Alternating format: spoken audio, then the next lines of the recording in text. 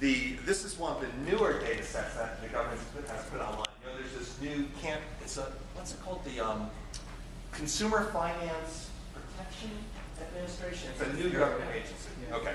And so one of their first things was to put online a database of credit card complaints.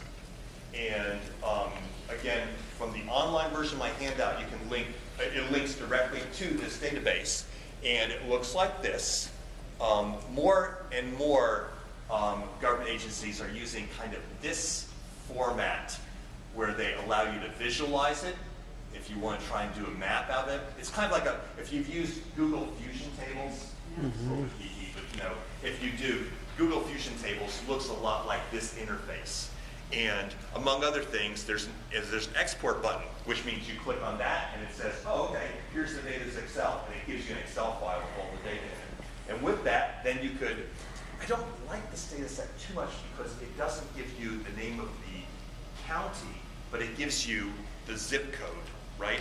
Here it is. So, and that's the only geographic identifier. I don't know exactly why, except obviously they won't protect the privacy of people filing these things.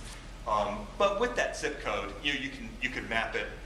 Usually, not usually, but you know the first 3 digits of the zip code, right, are kind of like a bigger area. I think that's it. So you know, so you could probably tease out of this how many complaints came from your metro area. Who were the most likely banks that were the targets of those complaints. So by manipulating the data, you could have a decent story. And also, you know, how the companies responded. Just a little side question. Yeah. When you export from this tool, Mm-hmm. and let's say you take it into Excel, and you get it in Excel, do you have to pay that, does it keep the zip codes, or do you have to, for Massachusetts, I think in New Jersey, they start with 0, and then you have to manipulate, you know what I mean? So that's like, very so that interesting. they don't chop Yes, okay. I know exactly what you're talking about, and it is a really geeky question because I teach this stuff. When you download a file in Excel, sometimes it doesn't give it to you in an Excel format. It gives it to you as a text file called .csv. Excel understands what that file is, but in a .csv file, it doesn't understand whether that column is characters or whether that column is numbers. And so if it looks like numbers, Excel says that's a number and shows it as a number. Now, if in a zip code, this is so geeky, but I want to do this. Okay, if in a zip code it begins with a number, Excel will say, oh, well, that's a number. And instead of displaying 08759, it will display 8759. That's a problem.